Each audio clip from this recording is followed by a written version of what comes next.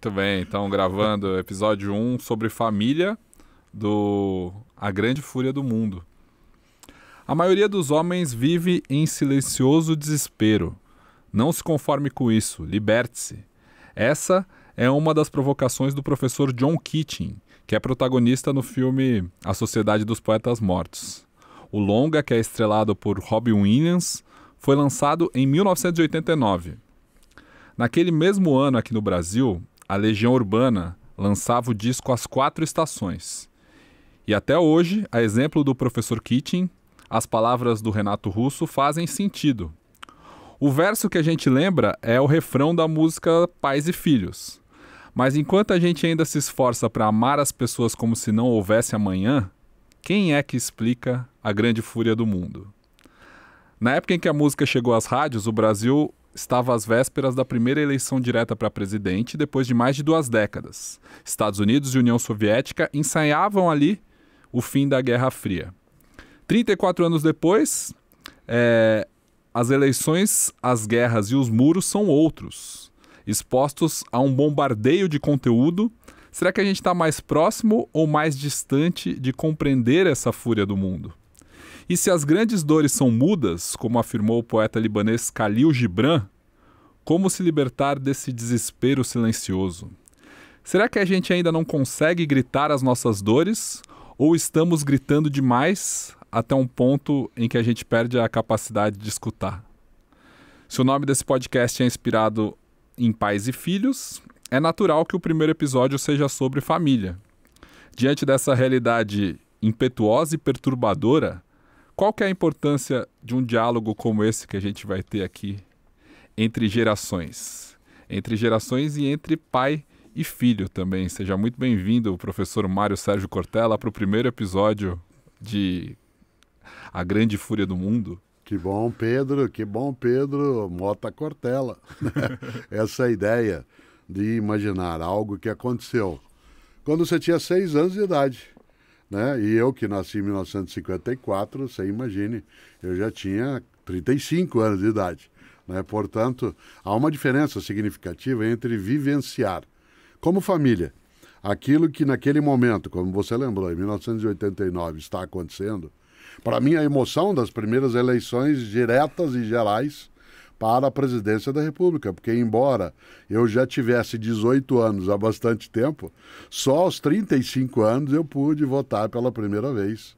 E isso fez com que houvesse não só uma emoção forte, como até trazendo meio de lado o verso outro do Renato Russo, a gente não imaginava que tinha de fazer as coisas como se não houvesse amanhã. A gente desejava estar, né, nesse amanhã, mas o mais forte, né, é lembrar que há uma fúria, sim.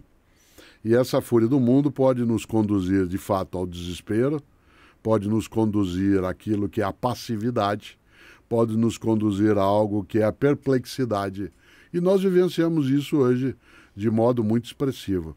Eu nunca, Pedro, imaginei, né, que se essa música é de 1989, falava da grande fúria do mundo, que tanto tempo depois, 33, 34, 35 anos depois, eu ia viver outras fúrias do mundo que imaginei já ultrapassadas. Eu aí não queria isso nem para mim, nem para minha família, nem para a família de ninguém. Isto é, algumas ressurreições monstruosas que se imaginava já sepultadas nas convivências, nas relações, nos afetos, e que se despertaram em 1989 uma capacidade de uma esperança maior em que o silêncio deixe de existir, elas ganharam alguma densidade, né, no tempo mais recente. Daí que, embora seja uma grande fúria, não é a mesma fúria e nem é o mesmo mundo. Né? Muito bem. Eu te recepcionei aqui no nosso podcast, mas deixa eu recepcionar quem nos ouve também. Seja bem-vindo, seja muito bem-vinda para essa ideia aqui que surgiu de uma conversa entre nós dois, de explicar a grande fúria do mundo e também uma forma que eu encontrei de responder uma pergunta que eu ouço sempre, acho que eu vou ouvir até o dia que eu morrer mesmo, que é como é ser filho do Cortella, né? Como as pessoas me dizem que gostariam de sentar com você no bar e conversar, e eu tento não quebrar essa expectativa dos outros, que é muito boa, mas se a gente puder aproximá-los um pouco disso daqui também, deixando eles participarem, e quem nos escuta agora participar um pouco do nosso papo e de uma conversa mais informal com você, eu acho que a missão vai estar cumprida e a gente vai estar explicando de tabela um pouco dessa grande fúria do mundo. Você falou sobre fúrias que foram resolvidas em algum momento do passado ou que tinham uma porta para a esperança e que acabaram voltando recentemente. Você acha que essa volta se dá por causa desse bombardeio de informações que a gente vive hoje, que em 89 a gente não tinha todas essas percepções? Hoje a gente tem as percepções de muitas dores. Nós tínhamos, Pedro, né, por exemplo, quando a música é feita, quando o álbum é lançado, a possibilidade de, fazendo aí um trocadilho com o título do álbum, que é 4 estações, vivenciá-las. É muito comum na cultura oriental, asiática especialmente, a noção de 4 estações, porque elas representam a passagem do tempo com os seus modos diversos de ser. É muito marcante em vários lugares do planeta as estações do ano. Nós não temos tanto essa diferenciação, porque nós, né, tropicais abaixo do Equador, basicamente é inverno, verão, né, e o pelo meio é turbulento. Não é casual que quando Vivaldi faz a sua obra 4 Estações, ele coloca a turbulência não no verão, ele vai colocar a turbulência em outras das estações. E o mundo oriental lida muito, né, com essa ideia de que a vida ela vai sendo reinventada, renovada, ela vai sendo recriada e as estações fazem isso. O que eu acho que nós temos hoje, e isso no campo da família acaba trazendo também uma diferenciação, é uma contemporânea convivência das estações ao mesmo tempo. Assim como a gente diz que esse tempo está louco, isto é, que a gente é capaz de ter inverno no mês de novembro e ter um verão brutal no mês de julho, assim como a gente tem uma indiferenciação em relação a algumas das estações, essa marcação do tempo parece que foi por nós, humanas e humanos, perturbada, o mesmo vale em relação a outras coisas que se tem, né? E nesse sentido, claro, né, esta brutalidade que se pode ter no dia a dia, ela não foi criada pela tecnologia nova, pelas plataformas à disposição, mas ela foi facilitada em algumas circunstâncias à medida em que ela pôde trazer à tona, né, um modo de conexão e comunicação que, por ser o tempo todo, né, marcado pela velocidade ou até pela pressa, faz com que a gente não tenha um tempo maior para meditação, para reflexão, e também até para amainar, né, essa fúria que vem aí no dia a dia. Por isso, eu gosto, né, de imaginar que as pessoas, quando te perguntam o que é ser filho de um filósofo, elas até ficam imaginando que você, na tua vida, ou teu irmão e irmã, você teria mais paz, ou teria mais serenidade, porque um filósofo explicaria a grande fúria e diria, fique tranquilo. Por outro lado, como você já me ouviu dizer, eu tenho pela filosofia um afeto, mas eu não tenho uma obsessão. A filosofia não me ocupa 24 horas. As relações numa família, elas têm sim, porque é o meu trabalho, meu gosto, né, meu amor, a ideia da filosofia como presença, mas ela não é uma obsessão que me invade, né, que me possui. Eu não sou servo da filosofia, eu quero que ela seja a minha serva, né? Nesta hora, sem que isso carregue arrogância, a filosofia, ela sim, nesse tempo todo, né, desde o lançamento do disco, do álbum, ela trouxe algumas aproximações e ficou perplexa com alguns distanciamentos. Uma das perplexidades maiores é exatamente que a mudança em 3 décadas trouxe um afastamento, trouxe um fosso, né, entre pessoas de várias gerações, entre elas dentro da família. Interessante. Há um desejo intenso de convivência familiar. Se entende em muitos momentos que a família é o ninho protetivo, mas há um distanciamento, há um isolamento quase que em forma, né, de cela, em que as pessoas se isolam e querem um pouco de paz. Agora eu vou usar o termo que eu gosto assim, eu quero paz. Em outros momentos, ter paz era uma convivência harmônica com outras pessoas. Hoje, ter paz pode ser ficar isolado ou isolado. E numa família... Uma família em paz pode ser, e é ruim que seja se fosse, Cada pessoa no seu canto, no seu canto, no seu canto, no seu quarto, na sua toca, cada um longe do outro. A ideia da paz como sendo o isolamento e não a convivência harmoniosa. Por isso, né, sim, a gente tem de imaginar que 3 décadas podem alterar coisas que sejam para melhor e outras não. No campo da família, a gente tem mais coisa a conversar. Quando as pessoas falam como é ser filho de filósofo, elas imaginam muitas vezes que a gente tem uma conversa como essa citando sempre Khalil Gibran, ou até mesmo Renato Russo, ou Nietzsche, Aristóteles, Platão, como se isso fosse uma rotina nossa no café da manhã. Eu já quero dizer desde o primeiro episódio que não é assim, né? Nós temos uma convivência familiar que é bem familiar, dada o dia a dia, né? Não moramos mais juntos. Ainda bem, né, que eu tenho quase 40 anos, mas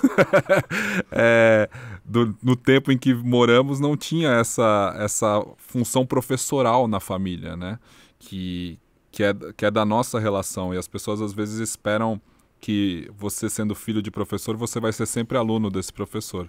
E o fato de ter a filosofia no nosso dia a dia talvez tenha me trazido mais dúvidas do que respostas, ou mais serenidade na hora de pensar sobre as questões e sobre as fúrias do mundo. Mas uma coisa que eu não tive nisso que você falou, dentro da nossa família, e que muitas pessoas, muitos amigos, muitos conhecidos meus, ao longo dos últimos anos, a questão da polarização política que causou muita ruptura entre pais e filhos, irmãos e irmãs, primos e tias, e isso é muito ruim dentro da nossa sociedade brasileira, especificamente nos últimos anos.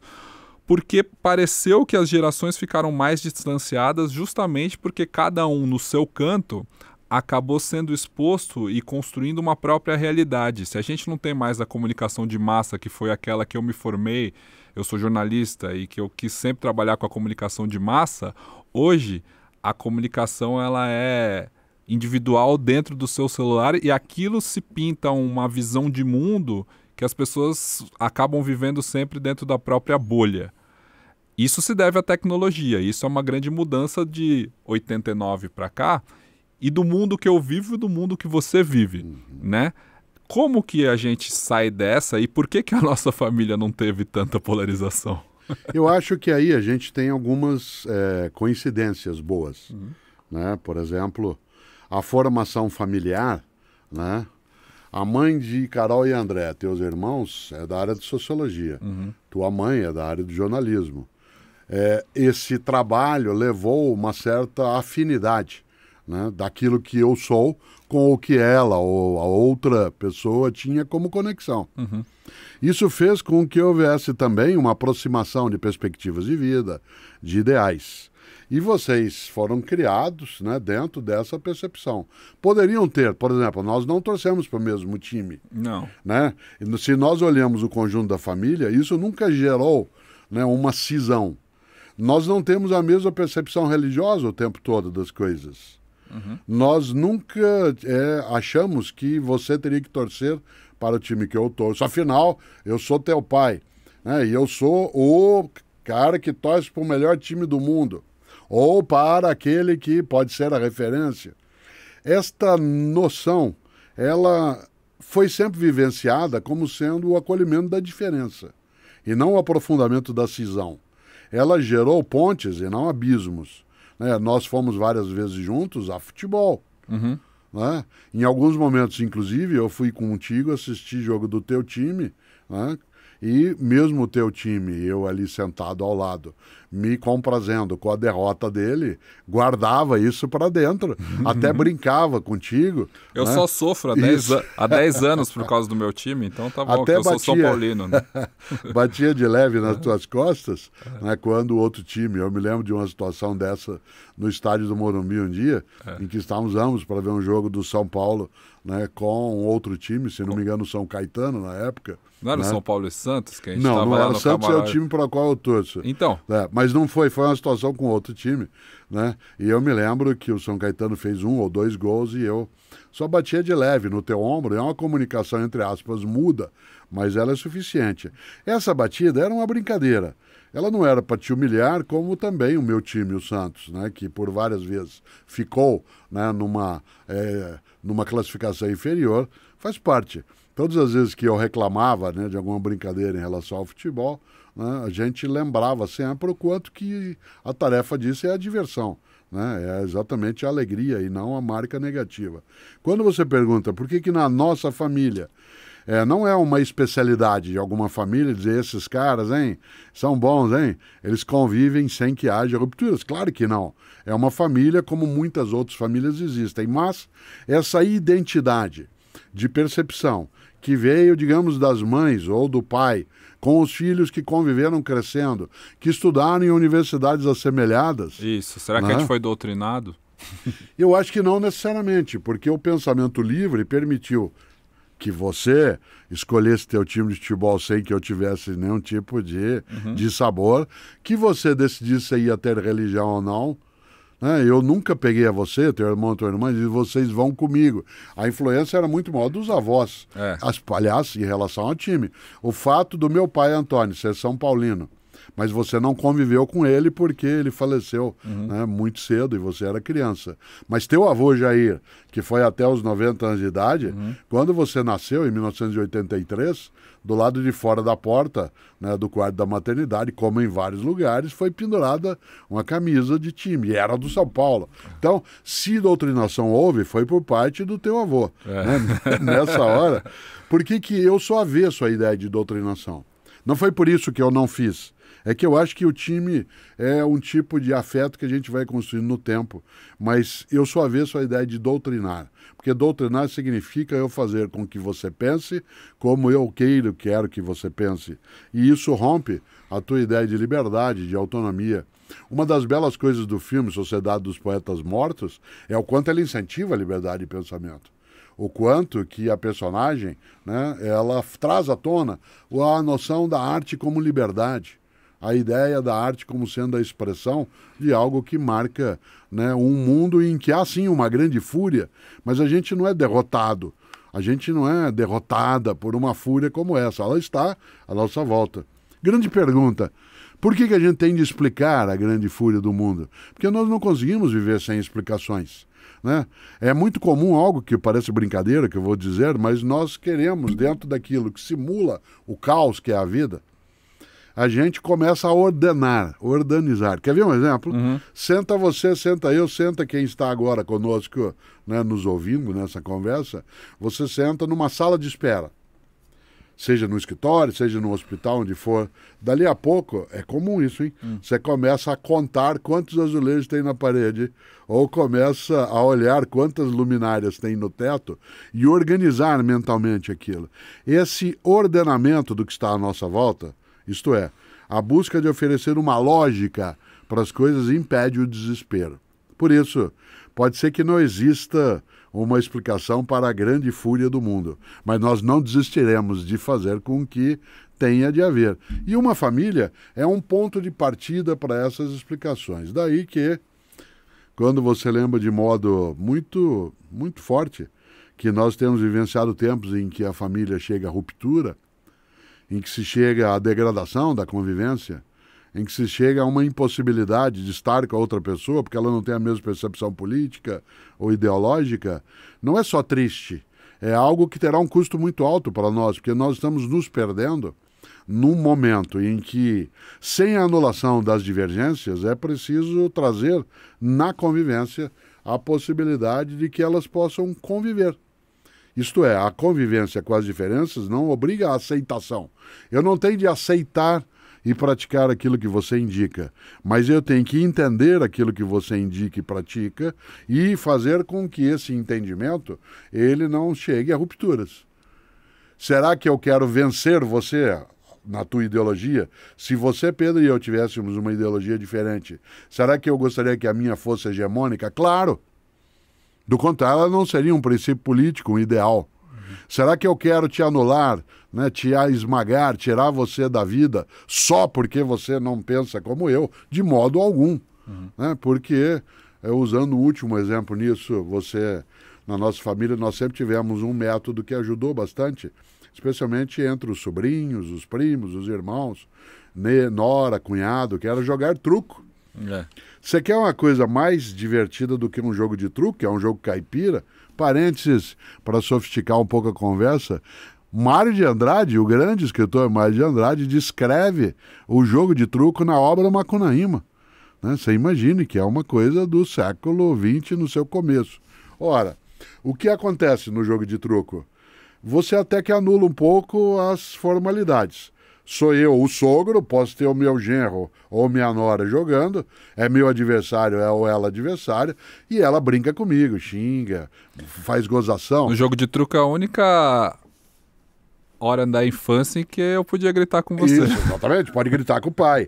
Depois parou o jogo, parou. Né? Mas o mais interessante é que no jogo de truco, você brinca com a outra pessoa é teu adversário ou adversária, mas você não pode ultrapassar o polo da convivência, porque senão acaba o jogo. E se tem uma coisa monótona, absolutamente tediosa, para quem já jogou truco na vida, né, é o mano a mano. Né? Você tem que ter adversários. Os adversários serão, sim, né, buscados a serem vencidos, mas você tem que vencer sem expulsar da partida, você tem que fazer com que haja um dimensionamento, né, daquilo que é o confronto que se colocaria como sendo apenas um momento que depois se reconstrói. Inclusive, porque no truco a gente muda de parceiro, né, em vários momentos. E aí para dar graça. Isso. Para dar mais graça. O gostoso disso tudo é que a divergência, de maneira alguma, ou o enfrentamento, ou a competição, de maneira alguma, ela pode significar o descarte do outro. Qualquer pessoa que esteja agora nos ouvindo sabe o quanto que a gente com 5 anos de idade, 7, brincava com o primo, com o irmão, com a irmã, brincando em quem fica mais tempo dentro d'água, quem fica mais tempo sem respirar. Era assim um jogo, mas não é porque o outro ficava menos tempo, né, que você ia lá e empurrava a cabeça dele dentro d'água para que ele se afogasse. Ao contrário, inclusive porque se ele sai do circuito, acaba o jogo. Né? E é tudo uma competição, porque parece que a gente vive um mundo em que, pegando esse exemplo do truco, para agora, nesse momento em que a gente tem que apaziguar os ânimos, tem a ver com saber perder, mas também tem a ver com saber ganhar. E o que é saber perder e o que é saber ganhar? Uma das coisas que a vitória ensina não é apenas o triunfo, mas é a administração do triunfo. Ou seja, a capacidade de entender aquilo como um mérito, se eu venço algo, venço num concurso, venço numa corrida, venço numa brincadeira, venço na disputa de um cargo, numa eleição. Mas imaginar que para que eu possa gerir o que virá na sequência, isto é, gerir a minha vitória, ela tem de ser generosa. Essa vitória não pode humilhar, diminuir e esmagar quem perdeu. Seja porque na convivência isso traria um desconforto e um descompasso da própria convivência, seja porque nenhuma vitória é contínua, tal como nenhuma derrota é. Né? Quando Elis Regina cantava no Brasil, vivendo e aprendendo a jogar, é uma das coisas que a gente traz. Nem sempre se ganha, nem sempre se perde. Mas não é que a vida é exatamente isso e a gente se habitua. É porque nós organizamos a vida como sendo essa possibilidade. Por isso, o administrar a vitória exige uma atitude altiva e não arrogante, em que sim, eu tenho mérito, por exemplo, se eu algo venci, mas eu não posso imaginar que a pessoa que foi por mim vencida, que ela não tem mérito algum. Né? No campo da política, eu sempre tive um desejo, né? Claro que faz parte de um ideário que se poderia até, Pedro, dizer que é romântico. Eu sempre imagino que se eu tenho uma eleição sendo disputada para qualquer coisa, e tenho 5, 6 candidatos ou candidatas, que a pessoa que vence, ela teria a tarefa de incorporar as propostas mais relevantes e inteligentes de quem perdeu. Interessante. Né? Já imaginou? Você tem 5 candidatas ali, eu venço o voto, o pleito na questão, né, numérica, né, contábil, matemática, mas eu tenho a tarefa, a obrigação de trazer aquilo que foi por mim derrotado na pessoa, mas não na ideia. Pode ser que um opositor ou uma opositora minha Por ele não venceu ou ela, mas a ideia era melhor do que uma que eu A tenho. discussão do mundo hoje seria, mas quem define o que é relevante das propostas? A Quem pessoa define? que perdeu que pode ser incorporada no processo, sem que a gente anule a vitória. Te dou um exemplo concreto. Eu tenho uma admiração imensa por Abraham Lincoln. Quando ele disputou a presidência dos Estados Unidos no início dos anos 1860, ele era até quase improvável que ele pudesse vencer. Ele era, entre aspas, usando um termo que a mim se aplica, caipira. Era de uma região dos Estados Unidos que não tinha assim tanta formação intelectual. Né? Era alguém que, olhando à distância, parecia um pouco meio desengonçado, alto em excesso, sempre com a cartola. Era uma figura meio fora do que seria, né, o padrão daquele momento.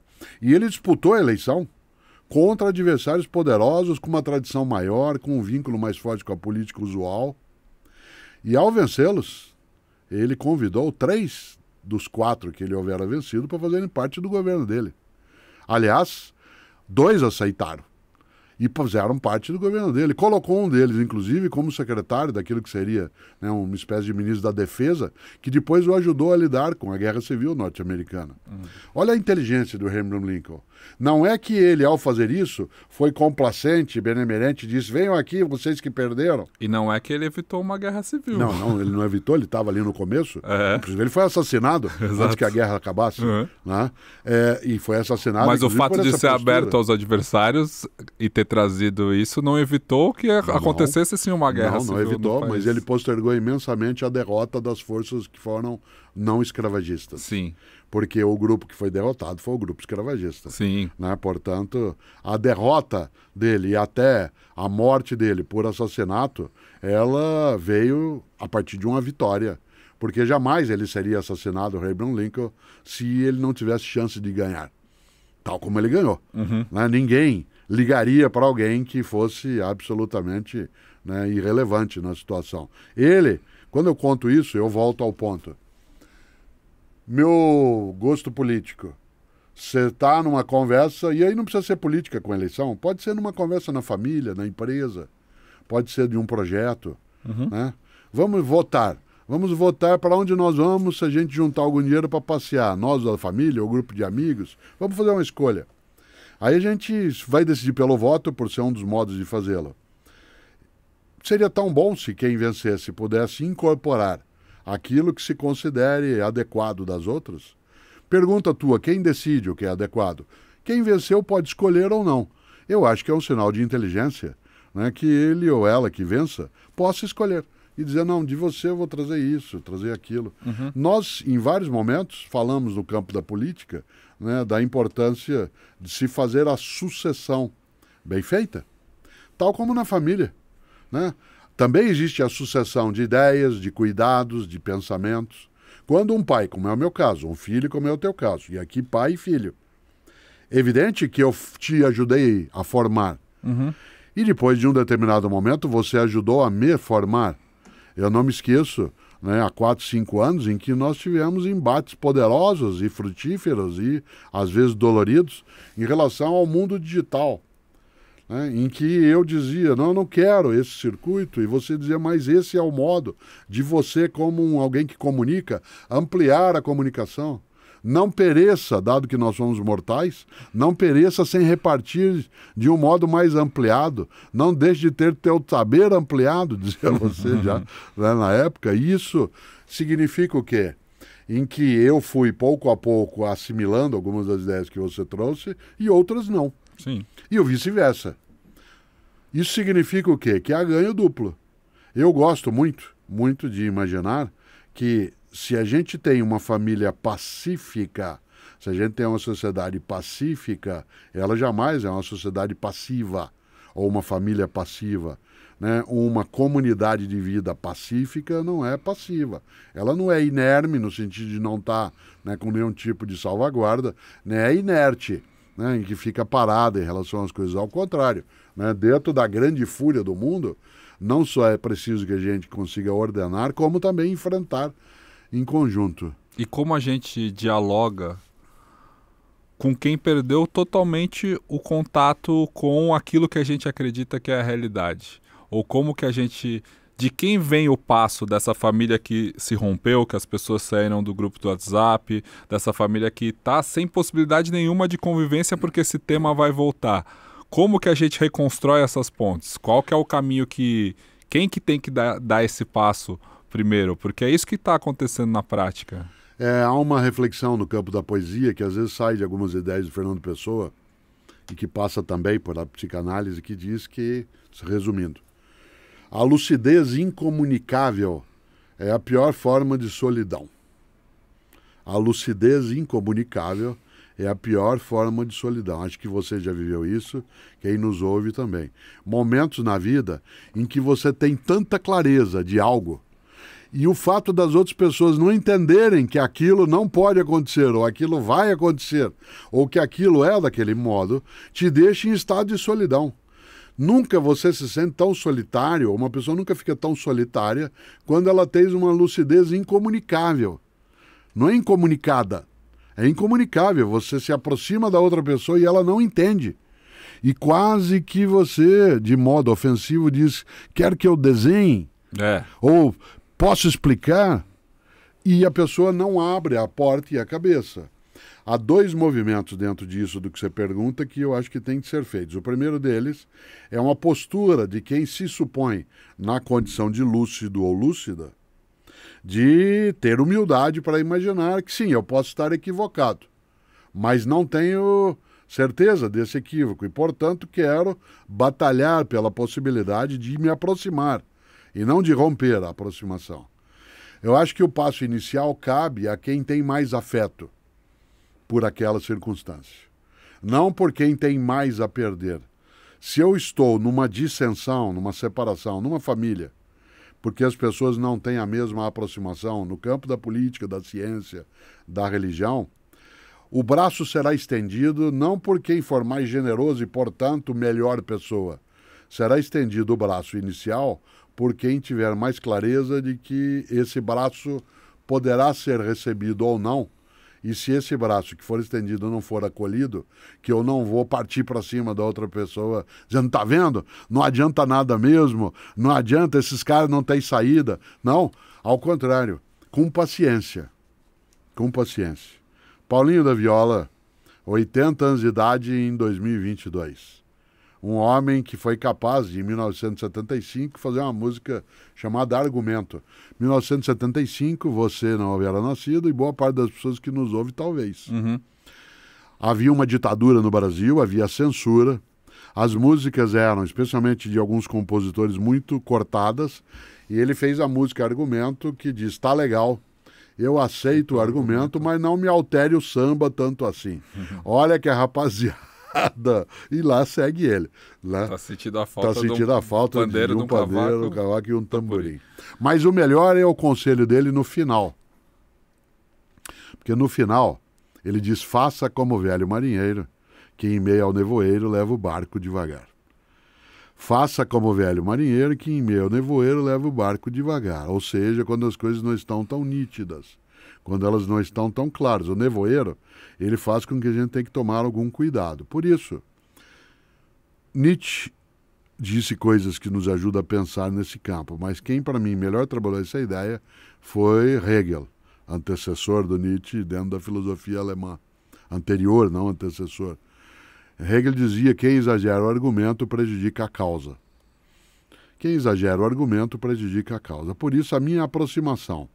Se eu desejo fazer com que a gente não tenha fossos, não tenha pontes dinamitadas, se isso importa para mim, eu vou persistir. Quem ama não desiste. Né? Quem ama insiste, procura e vai. E se isso dará trabalho, e dará, se isso trouxer algum contragosto, e o trará, se eu partir do princípio de que poderão dizer não a essa aproximação, isso não é razão para que eu cesse a iniciativa. É apenas uma possibilidade. Mas eu posso ter sim o sim.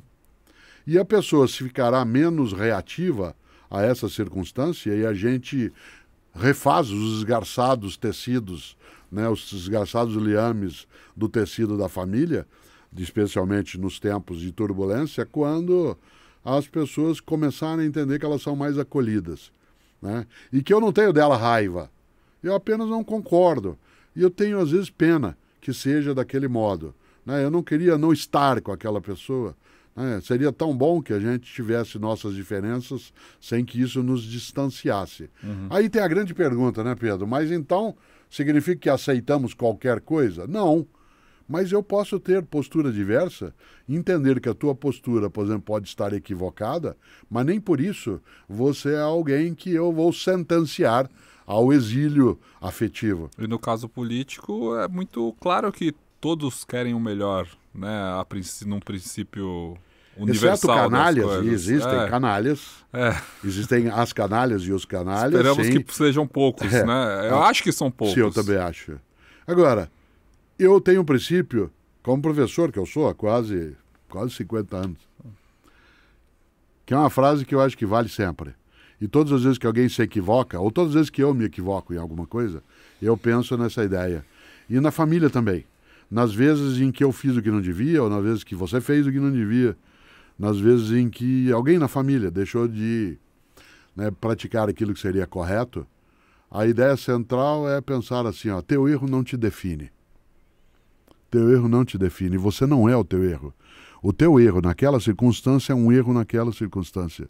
Você não passa a ter uma identidade marcada por esse erro. E eu jamais seria educador se eu imaginasse que o erro definisse as pessoas. Eu jamais seria alguém que teria o trabalho de auxiliar a formação se eu supusesse que não tem saída. Né? A síndrome de Gabriela, né? Eu nasci assim, eu cresci assim, eu sou mesmo assim, que o Dorival Caymmi compôs o dia e que a magnífica Gal Costa gravou também em 1975, né? Com tanta alegria. Por isso, teu erro não te define, meu erro não me define. Pergunta que você fez. E quem dá o primeiro passo? Quem acha que o afeto precisa ser cuidado e protegido de forma mais intensa? Quem tiver, inclusive, mais humildade para saber que pode perder com aquilo, mas que pior do que perder é desistir de não perder. Né?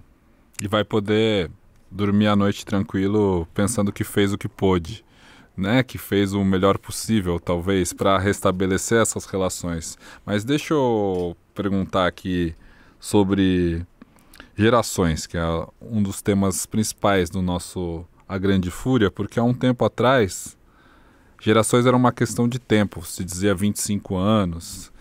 E hoje, dentro dessas realidades paralelas que todos estamos vivendo, temos várias gerações dentro da mesma idade. E várias percepções de mundo dentro do mesmo bairro, da mesma classe social, da mesma cidade, do mesmo local. O conceito de geração encolheu e o que isso impacta nas nossas vidas e na convivência familiar? Nós tínhamos 4 estações nas gerações. Elas se sucediam. Em 100 anos. Isso, elas se sucediam nas estações. Você tem um verão, depois você tem o outono. E por que eu pergunto isso?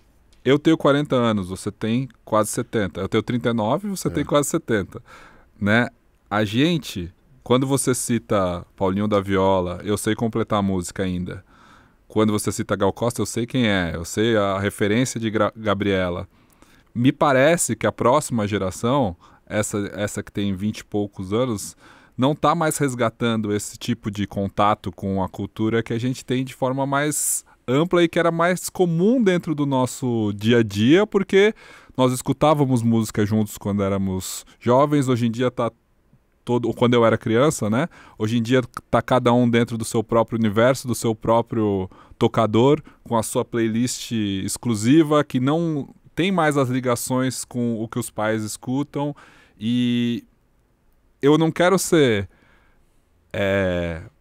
uma voz conservadora de dizer que eu acho isso ruim, né? Porque a gente não está mais honrando os mestres do passado da mesma forma, ou a gente está perdendo para as gerações mais novas as referências que foram importantes para a minha formação. Mas quando eu olho isso, é inevitável não ser conservador, porque eu considero que aquilo que eu cresci é bom. E não necessariamente isso, quando eu vejo uma pessoa de 20 anos que não teve essas mesmas referências e que está se moldando para um mundo que realmente é diferente. O que você acha disso? Acho que são 2 movimentos de novo. O primeiro deles é que se eu sei, quando cito Paulinho da Viola ou Gal Costa, que você sabe do que eu estou falando. Sim. E que tem muita gente que nos ouve que também sabe. Sim. E quem não sabe porque não trabalhou esse tempo, né, não absorveu isso, talvez se interesse. Mas se eu estivesse agora dialogando com uma pessoa que não tem essa formação, que é de uma geração mais recente, que não cultua esse legado histórico da música desse mesmo modo, eu buscaria me preparar para a conversa de maneira que eu pudesse trazer à tona grupos musicais, bandas, ou games, ou filmes que estejam mais próximos da vivência que a pessoa tem. Porque eu quero me aproximar e não me distanciar. Eu não quero ter uma perspectiva, aliás, saudosista. No meu tempo. No meu tempo. Se eu pudesse. Quando era criança Exato. Era bom, que a gente ouvia o Paulinho da Viola e Gal Costa E na a gente sala pode de casa. continuar ouvindo, como pode continuar ouvindo outras coisas. Agora, volto a uma das coisas que você disse, e eu dizia que eram 2 movimentos. Né? O primeiro é exatamente eu me preparar para essa convivência intergeracional. Segundo, entender algo que você já me ouviu dizer e que eu queria reforçar. Toda pessoa, em qualquer época da história, sempre viveu na era contemporânea. Não existe ser humano que não tenha vivido na era contemporânea. Portanto, eu, Cortella, aos 70 anos de idade quase, sou contemporâneo de você, que tem 39, de tua filha, né, que vai fazer 5, né, de um outro que tem 7 anos, de um neto meu ou neta de 10, de uma pessoa de 30 anos de idade. Dizendo óbvio, mas não tanto na conclusão. Eu sou contemporâneo e todo mundo que estiver vivo é contemporâneo. Mas nós não vivemos a contemporaneidade do mesmo modo. Embora eu esteja no mesmo ano que você ou de quem nos ouve, o tempo e a maneira de vivenciar esta época não é a mesma. Em relação à referência no cinema, no game, no uso da tecnologia.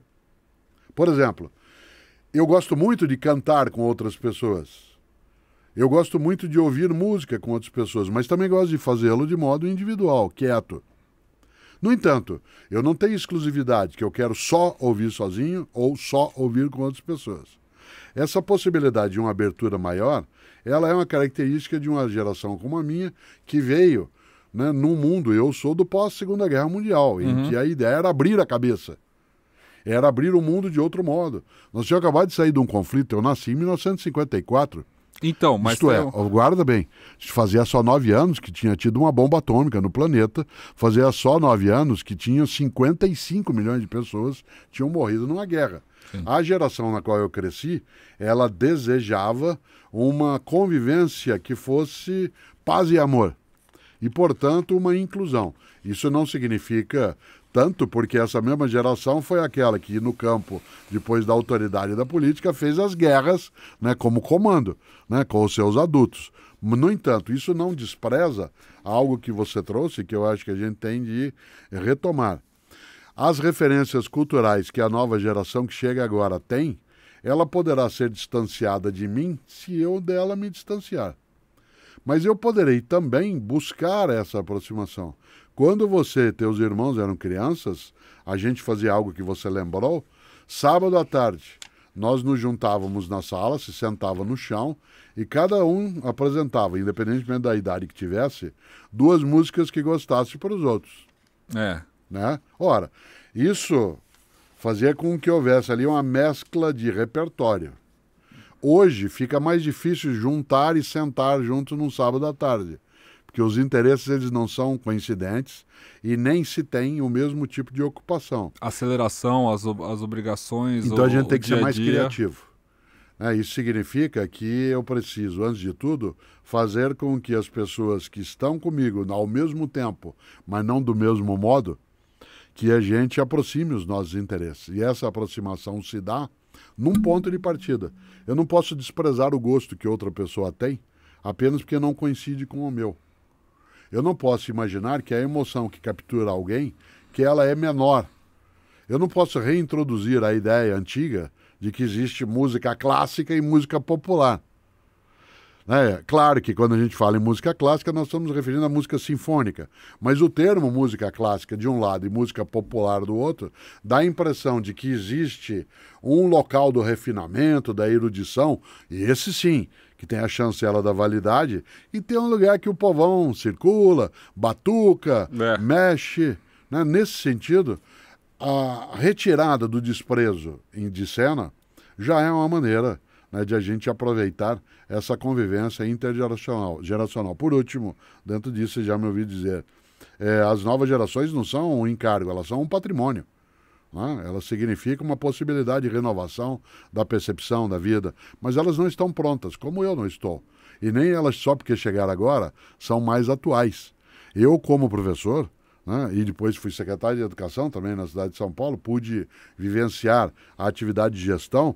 Tem muita gente muito mais jovem do que eu, absolutamente reacionária, né, com postulados que não são pós-renascentistas, são pré-medievais, né, são coisas que você imagina que não estariam na cabeça de alguém que deveria ser uma pessoa mais inclusiva, menos segregacionista, que quando tivesse o poder em mãos, que ela não partisse para a extinção, né, da outra pessoa. Existe sempre essa esperança de que as novas gerações elas vão ser ainda mais abertas, com uma cabeça melhor, com mais inclusivas, ou melhores mesmo, que a gente trabalha para que o nosso fruto de existência é gerar gerações melhores, né? Deveria ser. Deveria ser. Deixa eu pegar o gancho aqui que você deu que a gente pegou nesse mundo da música para estrear o primeiro quadro aqui do nosso do nosso podcast do A Grande Fúria, que é Cabeça e Cabeceira, que é quando você responde e depois você faz essa pergunta para mim.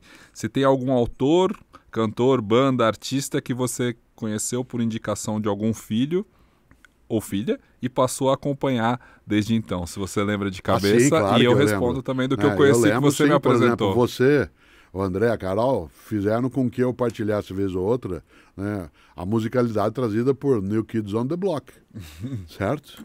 Que Nem é da minha balanço, época. É sim. Né? É mais o André e a Carol. Então, mas você também partilhava disso. Sim. E isso passou a incorporar um pouco de mim, mas daquilo que vocês trouxeram, né, que eu mais apreciei era o Red Hot Chili Peppers. Né, especialmente uma música deles, que é Californication, que embora tenha um conteúdo, né, que resvala, né, no estranho, ainda assim é maravilhoso. Esse sim, né? era um que eu ouvia. Isso. E você? Esse disco é de 1999, 99, 10 tem Scar anos depois. Tissue, Californication, várias músicas muito boas. E eu fico imaginando que se eu coloco hoje isso em cena, né, a pessoa que hoje tem menos de 20 anos de idade vai entender o Red Hot Chili Peppers como uma banda do século passado, como ela era. Era mesmo. Mas eu não esqueço que em 2022, que foi o ano que tivemos os 60 anos dos Rolling Stones. Isso aqui é uma coisa mais atual do que os Rolling Stones em termos de capacidade de influência, de presença. E você? Qual coisa que teus pai ou mãe indicaram em que você... O Queen. O Queen. Queen, pra mim, é bem marcante como influência sua, assim. E eu lembro que até André e eu dançávamos a música do Queen quando você trouxe uma vitrola de uma viagem nova. Vitrola. Aiva, era um som grande. Você vai explicar o que é uma vitrola? Então, era um tocador de discos, né, que tinha o disco do Queen, o Greatest Hits 2, se não me engano, que é o capa preta, assim, e aí a gente colocava o disco e tinha Another One Bites the Dust, que começava tan, tan, tan, tan, tan, tan, isso pra criança, e eu tive uma namorada também, que quando eu tinha 20 anos, que eu não podia tocar Queen no carro, que ela não conseguia prestar atenção em outra coisa. Queen é uma banda que você não consegue ouvir e estudar, ouvir e fazer outra coisa. É uma música que te absorve por inteiro, assim. Você tem que prestar atenção. Eu achava isso muito engraçado, porque é muito forte, muito forte. Não dava pra conversar no carro ouvindo Queen. Você tem que parar e ouvir aquela música, que é um som muito cheio, muito complexo e que chama muita atenção. É gostoso isso, porque o Queen é referência para mim, né, na minha trajetória, tal como eu não imaginava que até hoje eu continuasse com o Creedence, né? Clearwater Revival comigo na minha trajetória. É uma banda do começo dos anos 1970 na minha vida, final dos anos 1960. E é curioso porque em alguns locais você vai, em algumas situações, alguma balada, vez ou outra se coloca algumas dessas bandas mais antigas, tal como se coloca de agora. E se vai em algum lugar e balar, como assim? Você eu não, repete? Eu não, mas vez ou outra, em algumas circunstâncias, em função da minha atividade, né? Quando eu entro num evento, tem alguém colocando o som, né? Você tem ali um DJ que coloca as coisas e uma das coisas que o Queen marcava bastante, você lembrou aí de uma das músicas, é esse tipo de batida. Ela é muito aproximada do que virá depois como música eletrônica ou como alguma coisa que trouxe, né, outros caminhos. E filme, hein? Filme Cabeça ou Cabeceira? Cabeça. O Sociedade dos Poetas Mortos é um filme muito marcante pra mim para minha vida como inspiração, né? Como gostar da área das artes, do conhecimento humano. Eu tive alguns professores que eram mais John Keating mesmo, né? Mas filme tem vários, né? O próprio Amarcord, que eu sei que é um dos seus filmes favoritos, mas para mim não pegou tanto. Mas a maior referência eu acho que é Monty Python. Cálice Sagrado, como A Vida de Brian. Para mim, o que você mais influenciou foi a Seinfeld, a série que eu comecei a assistir por conta da tua influência, quando você disse, de fato, que era para assistir alguma coisa, dado que eu era da área de filosofia, que tratava do nada. Como o nada é uma questão filosófica muito séria, né? Porque o nada é exatamente como é que você qualifica a ausência, isto é, como é que você descreve o inexistente, e para descrever o inexistente precisa muita palavra, né? É impressionante como isso se troca. Eu gostaria muito que a gente tivesse, não só no quadro, e não só no podcast, mas que tivesse outros momentos, não você e eu, mas o conjunto das pessoas podendo fazer essas pontes em relação àquilo que troca, que permuta. Eu fico encantado de ver pessoas irem ao cinema para ver filmes sobre super-heróis que eu lia em história em quadrinhos quando eu tinha 10 anos de idade. Pois é, eu não me encanto tanto com esse mundo dos super-heróis. Mas eu não me encanto agora com o filme, tanto que eu não vi no cinema. Eu nunca assisti Homem-Aranha no cinema. Eu nunca vi Vingadores. Isso, também, eu nunca vi Batman ou Superman no cinema. Mas eu, quando menino, aos 10 anos de idade, todas as histórias em quadrinhos, os gibis, eu os lia todos. Sim. E eu acho extremamente importante a gente retomar um pouco esse caminho, porque o que é que esses super-heróis representam? Eles representam a possibilidade de domar a grande fúria do mundo. Mas, por outro lado, eu fui identificando algo que eu queria até te ouvir em relação a isso. Nos tempos mais recentes, como esgotou o número de bandidos, entre aspas, situações a serem lidadas, os filmes e as histórias começaram a colocar os super-heróis uns contra os outros. E, portanto, algo inimaginável quando eu era criança era um super-herói ele enfrentar outros super-heróis, só se fosse do mal. E a gente tem hoje alguns grupos em que a coisa ficou tão mesclada, que você pode ter sim o Batman enfrentando o Super-Homem. Mas você acha que isso é um efeito do politicamente correto? Eu acho que isso é um efeito do esgotamento dos inimigos, porque os inimigos são poucos e são sérios. E há um momento em que termina o enredo em relação àquilo e você começa a trabalhar. É mais ou menos como os filmes de guerra dos anos 1970, 60, eles tinham sempre os mesmos a descrever os derrotados na Segunda Guerra.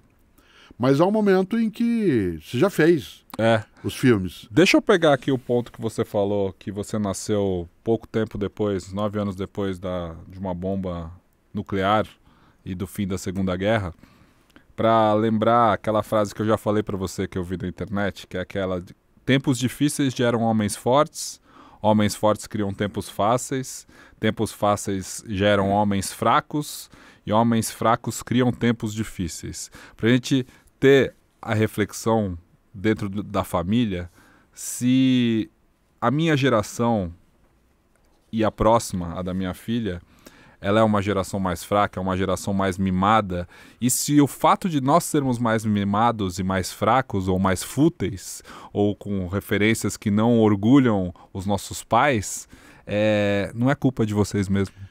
Tem dois movimentos de novo. O primeiro deles é um movimento interno, olhando para dentro. Eu fico imaginando pais e mães, na formação que deram ou dão para os filhos, podem torná-los mais persistentes, mais resilientes, mais combativos, mais esforçados, ou suprir neles aquilo que seria importante que não fosse suprido, porque isso deveria vir do esforço próprio. E aí você enfraquece a pessoa. Sim, pais e mães podem fazer isso.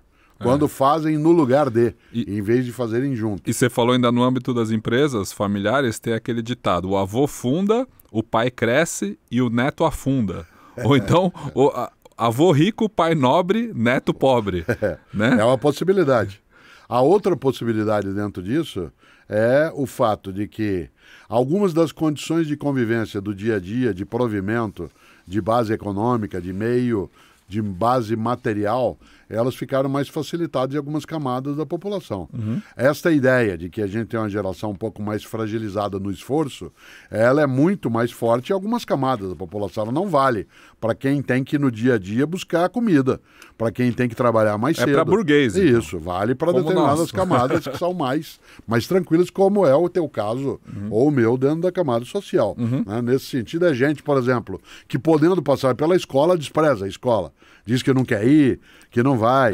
Né? Gente que diz que despreza bens materiais exatamente porque os tem em quantidade à disposição. Né? Gente que diz que tem desapego, mas é o desapego porque você só pode desapegar se você tiver. Né? Então, nesse sentido, há um certo conforto, né, Pedro, nessa condição. Eu não quero perder o raciocínio. Tempos difíceis podem formar pessoas mais fortes. Mas, de fato, dentro da frase que você leu e vai reler de novo, né, esses tempos, quando facilitados, eles só formarão pessoas frágeis se elas não tiverem reverência em relação aos tempos que foram construídos. Isto é, se elas tiverem apenas o usufruto e não, né, a dedicação e a exemplaridade do esforço. Né? Há, sim, uma chance muito grande de nós encontrarmos situações em que se enfraquece a nova geração fazendo por ela. Eu tenho uma lição comigo, que eu conto vez ou outra em palestra ou em aula, que aconteceu contigo, né? Com você. Não sei se você tem memória disso, provavelmente sim. Certa vez você ganhou um aviãozinho de montar. Um aviãozinho de montar. Aqueles aviões que vêm numa caixa, né, e que depois você separa as peças, elas estão todas grudadinhas uma das outras, e era para montar o aviãozinho. Você ganhou e você trouxe para eu ver. Eu me lembro até do local onde nós estávamos. Né? E aí eu peguei com uma alegria imensa para poder que você brincasse logo. Eu montei o aviãozinho para você. E coloquei em cima, né, no chão. E você ficou olhando aquilo. E aí eu falei, gostou? Ele falou, você falou não. Eu falei, por quê? Ele falou, porque eu não queria que você montasse. Eu queria aprender a montar. E disse, e você tirou de mim o prazer de montar. Não deve ter falado, tirou de mim o prazer. Sim, você tirou de mim o gosto, não falou o prazer, tirou de mim o gosto de montar. Naquela hora eu pensei o seguinte, poxa, eu sou um professor, né? Eu tenho que fazer com que as pessoas façam por elas. Isto é, que elas ganhem autonomia, emancipação, e não que elas fiquem aprisionadas. Eu pensei, da próxima vez que o Pedro tiver que fazer alguma coisa, né, ele não conseguirá fazer, porque eu fiz por ele. Estar ao teu lado é diferente de estar no teu lugar.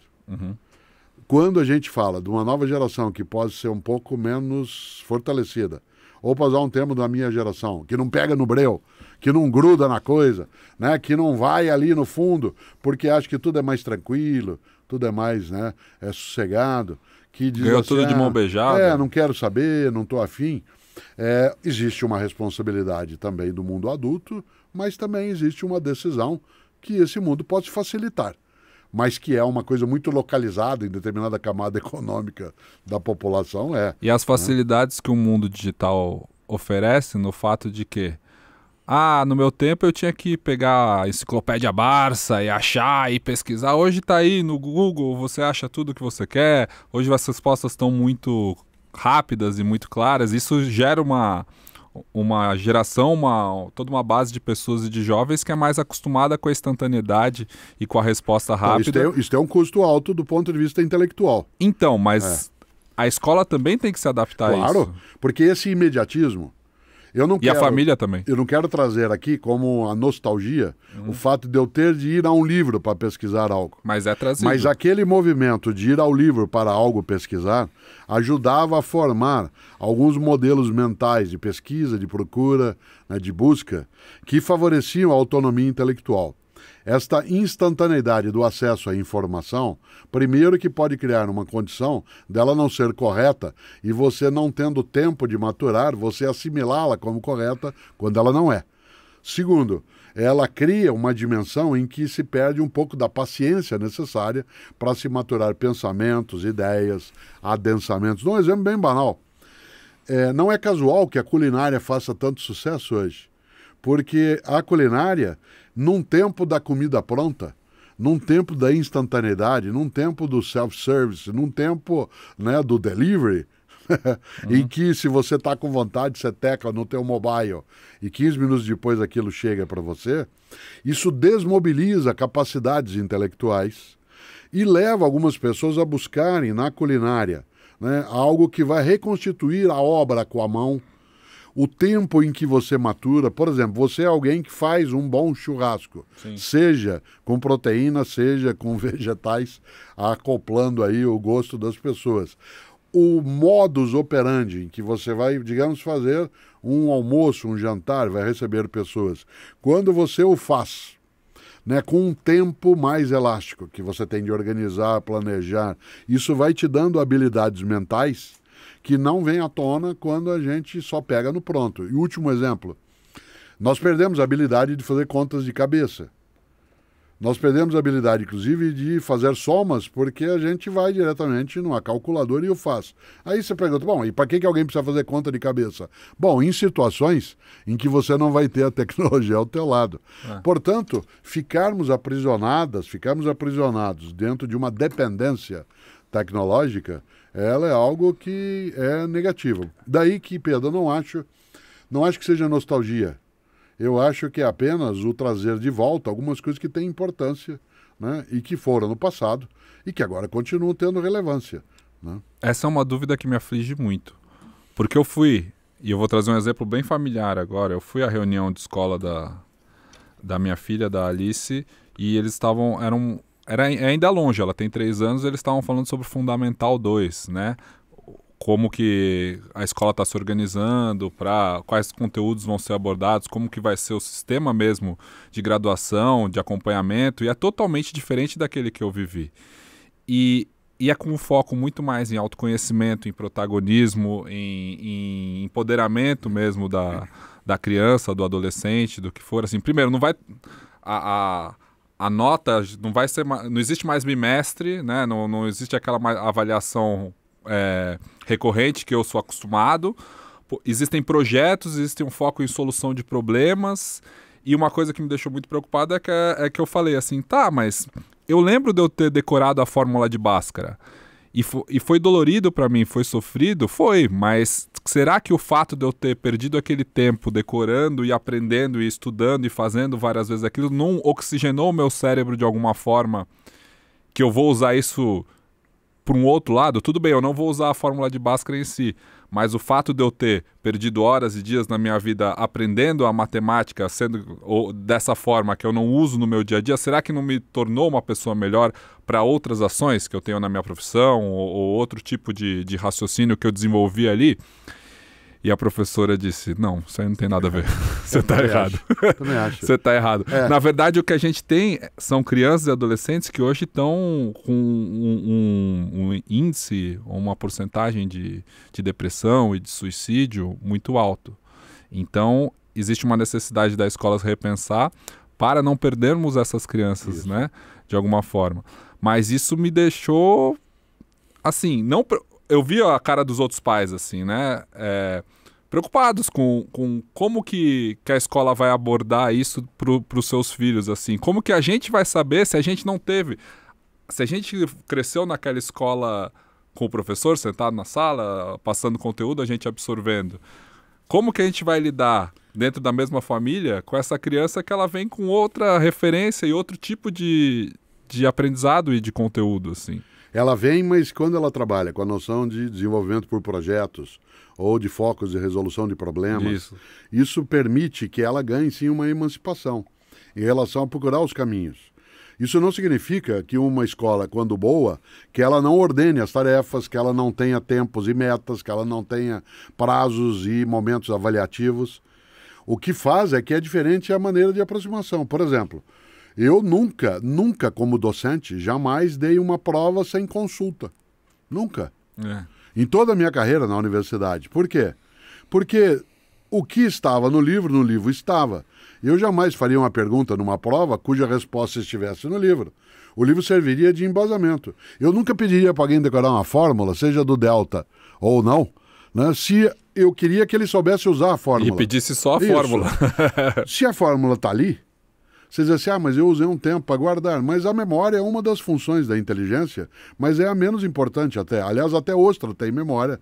Eu vou dizer melhor, até computador tem memória. Não, e os exemplos, né? dados, aprendi de mitocôndria, aprendi Sim. de, sei lá, de O que a escola duplicação não celular. pode, Pedro, o que a escola não pode é fazer uma formação solta. Uma coisa é você levar em conta os interesses que uma criança ou um jovem tem para capturá-lo, para que ele entre no universo de aprendizado. Outra coisa é submeter à vontade de uma criança. Se alguém entrar numa sala de aula e disser para tua filha, minha neta, o que você quer aprender hoje? O que você está afim de estudar? Essa é exatamente a renúncia à atividade pedagógica. A atividade pedagógica coerente é aquela que leva em conta esse universo, não quer obrigá-la a apenas decorar, não despreza a função da memória, mas não centra o processo de aprendizagem exclusivamente na memória. É isso que quem mal interpreta Paulo Freire alega? Sim. Né? Que ele teria deixado de lado aquele ensino muito mais formalizado e que ele teria proposto que a criança fosse a rainha ou o rei do seu conhecimento. Não, ele disse autoria. Ele jamais, Paulo Freire, confundia autonomia com soberania. Uma criança tem de ser autônoma, um jovem, mas não pode ser soberano. Eu, quando professor, eu quero que meus alunos, inclusive, saibam não exclusivamente aquilo que eu ensinei, mas aquilo que eles são capazes de buscar por si mesmos. E eu apenas provoquei. Eu apenas fiz com que houvesse ali um movimento, né, em que eles apreciassem. Eu não traria dentro de uma sala uma conversa sobre a grande fúria do mundo, dizendo esta é a fúria, este é o caminho, essa é a única saída, e vocês guardem isso que tem prova na semana que vem, porque eu vou perguntar qual é a fúria, qual é o caminho e como é que isso é. Porque você diz, mas isso funcionou. Funcionou num outro movimento do mundo das relações, da produção, da convivência, da tecnologia. Paulo Freire diria algo que eu vou dizer agora e que serve. Fazer como Paulo Freire não é fazer o que o Paulo Freire fez, é fazer o que ele faria se ele estivesse agora aqui, em 2022, 23, 24, 25. Isso. Ora, fazer o que seus pais fizeram não é fazer o que eles fizeram. Se ele serve de referência, é fazer o que eles fariam se eles estivessem nessa condição. E uma das coisas que essa frase que você pediu para eu repetir, que é tempos difíceis geram homens fortes criam tempos fáceis. Tempos fáceis geram homens fracos e homens fracos criam tempos difíceis. Uma coisa que essa frase nos dá e que hoje em dia é muito ignorado e muito passado por cima é a questão de contexto histórico. E esse é um dos grandes frutos do embate dessa grande fúria geracional, né? Das pessoas quererem avaliar algo pelo momento presente apenas, sem pensar no contexto histórico, em como a gente chegou até aqui. Por que as pessoas têm essa necessidade e batem nessa tecla sempre? Porque não adianta você avaliar o Brasil pelo que acontece só agora, não adianta você avaliar a relação de trabalho que existe parte de só agora. Quando você tem acesso imediato, né? Quando você tem acesso sem nenhum tipo de ponte para aquilo que é o movimento de chegar a algo, você não tem percepção de processo. Você não tem a ideia de processo. Se eu, ao bater o dedo, algo vem, se eu abrir uma geladeira, lá está aquilo que eu vou consumir.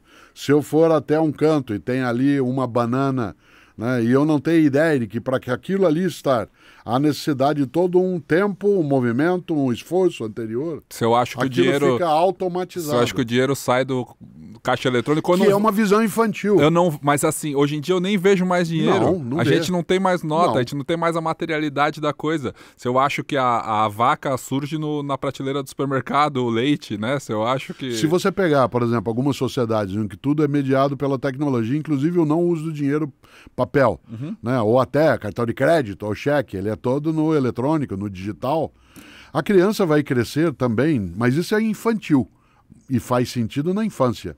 Ela vai crescer com a ideia de que basta eu pegar um mobile e digitar e as coisas vão vir. Quando eu posso pedir comida delivery só teclando, eu não tenho ideia do processo de fabricação, de produção, do esforço feito para ter aquele recurso, que alguém tem que se deslocar, que alguém teve que plantar. Esta forma mágica de chegada das coisas, ela distorce a visão. Por isso que quando o Renato Russo, né, e o Legião Urbana cantam Né? Me explica a grande fúria do mundo, mas também, por que o céu é azul? Esta ideia de buscar algo que dê um sentido. Eu gosto demais, Pedro, porque a música, ao se chamar Pais e Filhos, ela lida com a noção de geração. Quer ver o único lugar que tem a ver com a minha geração, um pouquinho com a tua e quase nenhuma com a atual, onde não há geração, a família Disney. Ninguém é pai de ninguém. Todo mundo é tio ou sobrinho. Né? O Donald tem sobrinhos, o vovô Patinhas, ele tem netos, mas ele tio não Patinhas, tem... Ele é tio Patinhas. Ele é tio. Ele não tem neto. Ninguém, não existe pai e mãe. Não existe. Portanto, é tudo relação... Porque a ideia de pai e mãe dá a ideia de geração. E a ideia de geração dá a ideia de término, de fim. Um dia, um magnífico sociólogo da Universidade de São Paulo, né, chamado José de Souza Martins, escreveu, ainda nos anos 1970, um livro pequeno de tamanho profundo chamado Tio Patinhas no Centro do Universo, em que ele vai buscar que uma das ideologias mais fortes é aquela que faz com que as pessoas não tenham noção de processo. Isto é, que elas entendam a vida como um mero instante agora. Para você trabalhar com a noção do instante agora, você tem que tirar a percepção de processo e geração. Então, eu não posso ter personagens de histórias que tenham pais. Sim. Eles têm que ter só tios. Porque se aparece pai e mãe, vem em sequência. A primeira coisa que uma ditadura em qualquer lugar tira é o ensino de história. Porque o que se aprende em história é que aquilo que é não era, aquilo que é pode não ser. E quem deseja a estabilidade a qualquer custo, no sentido de constrangimento, não pode ter ideia de processo. E conservação? Claro, porque uma pessoa que notar que aquilo que agora é não era desse modo, poderá concluir que aquilo que agora é pode deixar de ser. Ora, a grande fúria do mundo, ela pode ser desviada, simulada como não sendo fúria, buscando acalmar o que não está calmo. Esse desespero silencioso que você falou no nosso ponto de partida da conversa, ele não pode ser silenciado. E agora eu vou usar uma expressão que eu gosto. A noção de silenciado, aquele que não pode falar, né, em latim, é infantil. Né? A infância... A noção de infante é quem não pode dizer. Uma pessoa infantil é aquela que não pode falar. E claro que tem sentido múltiplo nessa expressão. Mas a mais forte é que quando você infantiliza alguém, você impede essa pessoa de dizer-se. E impede que ela tenha a sua própria forma de pensamento. Daí que me explica a grande fúria do mundo. Por parte de Renato Russo e Legião Urbana, para mim é muito mais um grito de socorro do que, de fato, um projeto. Porque se você parar para pensar, na verdade não há. Última, porque eu acho que tem a ver que é uma discussão que a gente tem que colocar dentro desse primeiro episódio sobre família, que já vai caminhando para o fim, que é: se mudou o conceito de geração, que é o que a gente falou até agora, também mudou o modelo de família, que não existe mais um núcleo tradicional, uma forma tradicional. Para mim, nunca existiu, porque eu sou de uma família diferente, que você formou também com a minha mãe, e sem a minha mãe, né? Isso que é a parte mais interessante. Famílias com 2 pais, com 2 mães, com pais biológicos e não biológicos, como é o nosso caso aqui.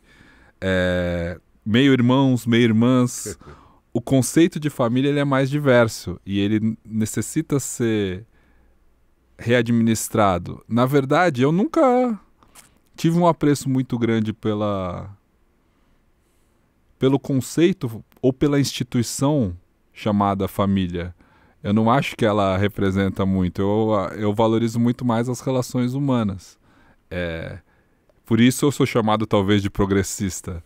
Mas como que a gente chama o que existe hoje de família? E será que a gente deveria continuar usando a palavra família? Sim. Família é um conceito de um território afetivo.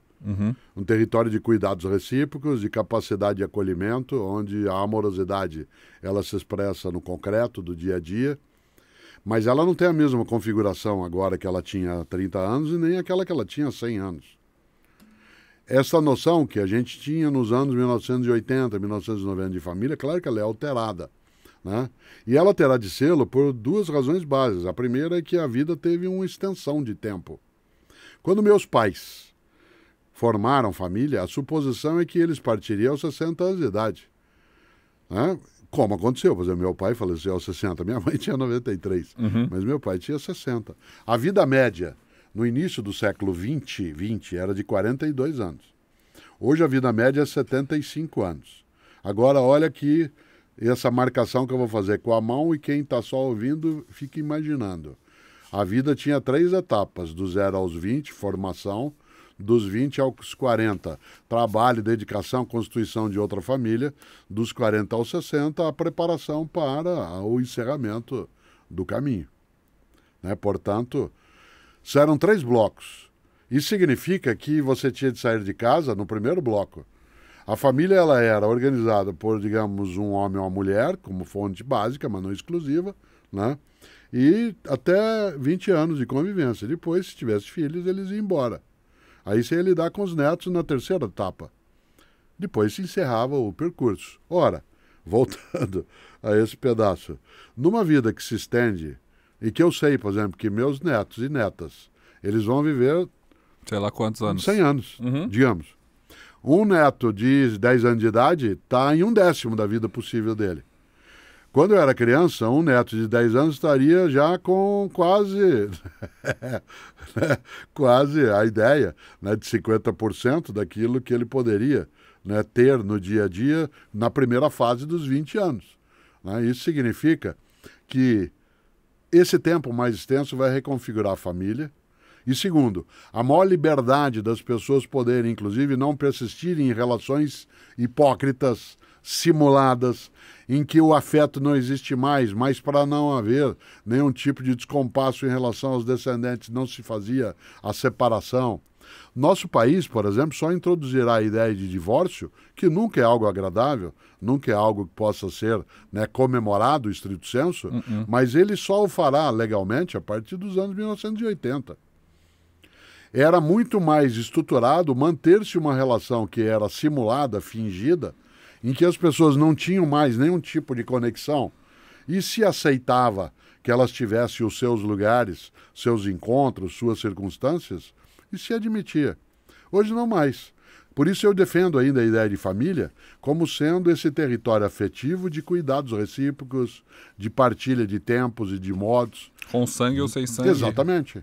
Ora, a ideia de filiação ou paternidade afetiva, que a legislação nem tinha, hoje ela tem.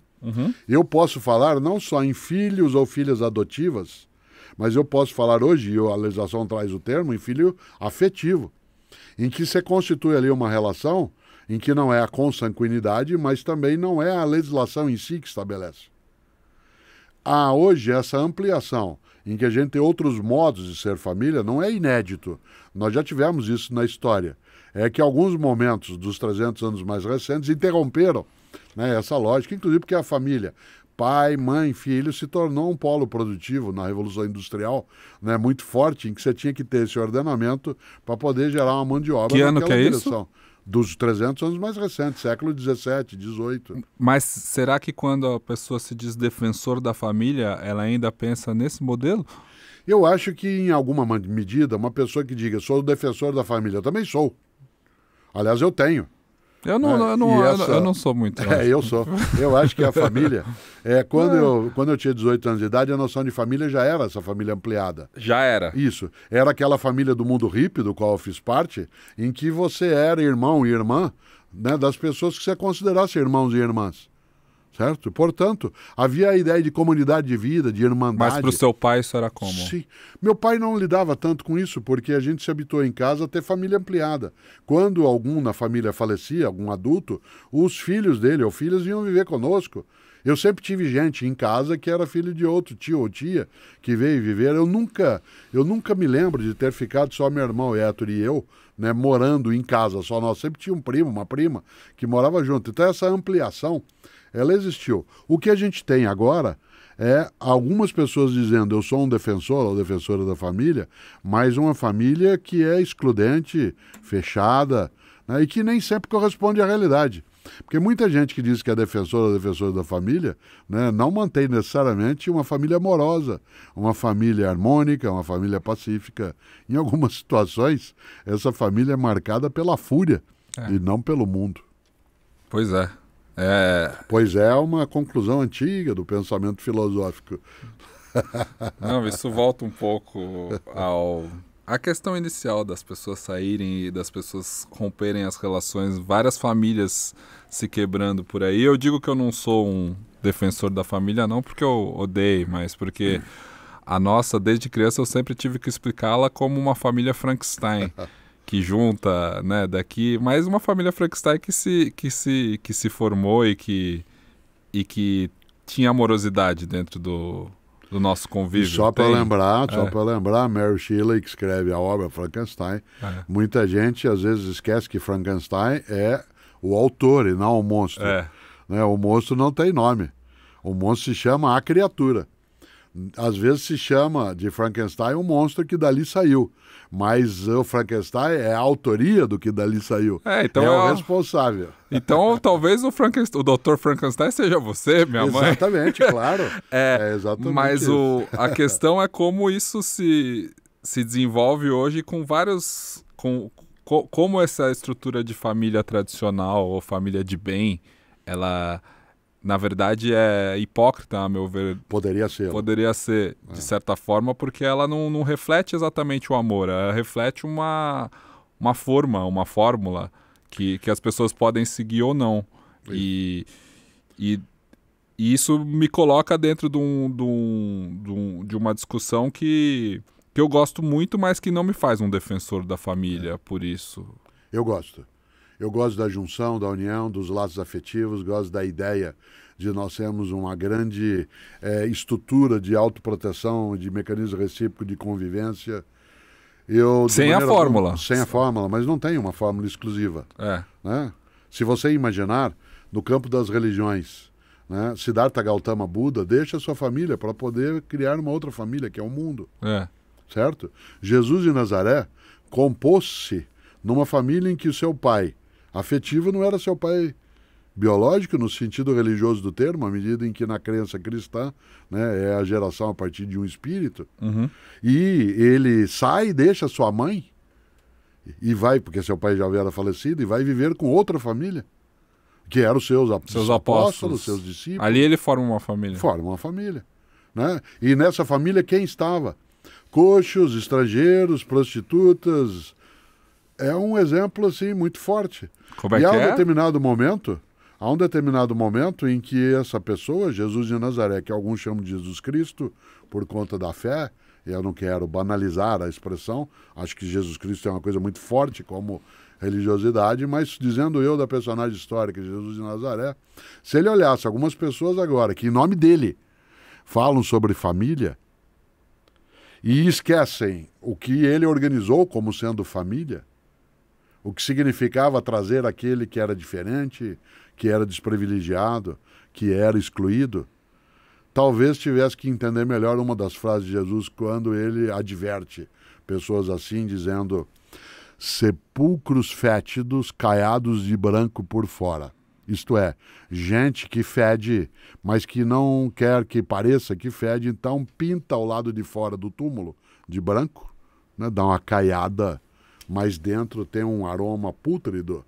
Aliás, a frase clássica é: você coloca reparo na trave que está, no cisco, aliás, que está no olho do teu irmão e não vê o pedaço de madeira que está dentro do teu. Então, essa ideia de hipocrisia, ela é muito forte. Claro que a defesa da família não significa o encerramento da cabeça, a exclusão, o descarte, a segregação, significa a amorosidade. Família é estrutura de amorosidade, como vários ensinaram, né, pela vida fora, na religião, fora dela, né, na ciência.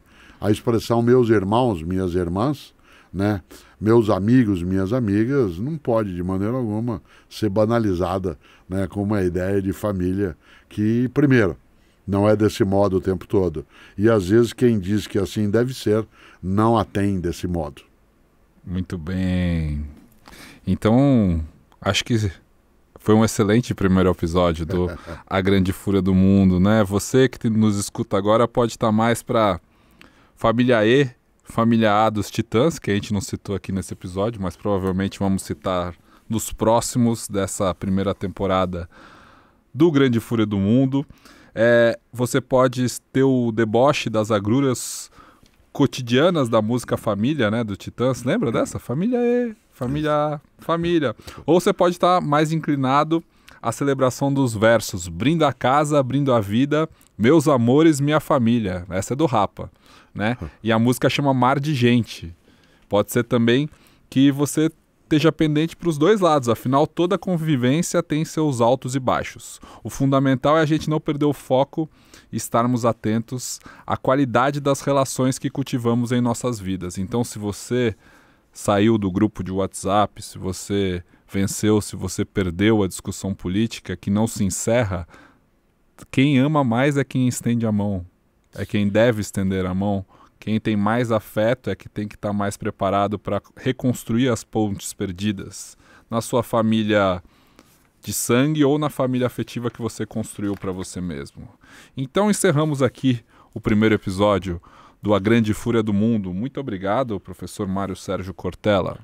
Eu moro com a minha mãe, mas meu pai veio me visitar. Só que no caso sou eu que estou visitando e sendo visitado. Que bom. Se você gostou desse podcast, se inscreva no canal, siga tanto eu, Pedro Mota Cortella, quanto o Cortella Oficial nas redes sociais. Esse podcast, A Grande Fúria do Mundo, é um podcast exclusivo Amazon Music, então você deve baixar o aplicativo para escutá-lo na íntegra.